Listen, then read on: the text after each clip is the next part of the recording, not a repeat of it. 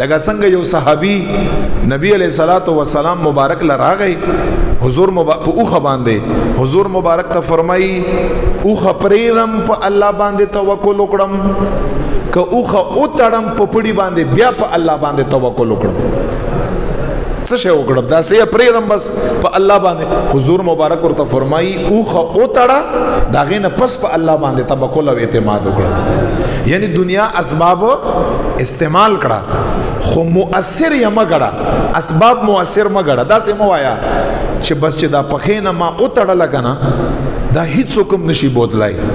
دا اوس ته اسباب مؤثر غړي دا سی وایي چې خپینه مې او تړله چې رب خوخي ان شاء الله تعالی دا هیڅ حکم نشي بوتلای اعتماد الله په ذات چې دا تعلق لا رب سره زدا نه وایم ته اولیاء کرام لمزه دعا تر اخلا مسنون ده مزارات د زمونږ او د ستاسو د پاره دی الله ته وسیله کوي دلته فیوزات او برکات دي خو رب چې څنګه ذات ته داسې ذات نشتا رب باندې به داسې اعتماد کوي چې دا به ایمانی دا به بروسي دا به توکلی دا به اعتمادي چې زما رب په هر ځای کې ما سره هر څه کولی شي او زما رب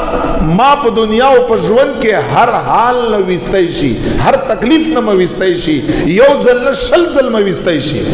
او زما دا بند لارې دا نا امید لارې دا را پورې لارې دا رب لا یزال ما ته فراخ کوله ولې شي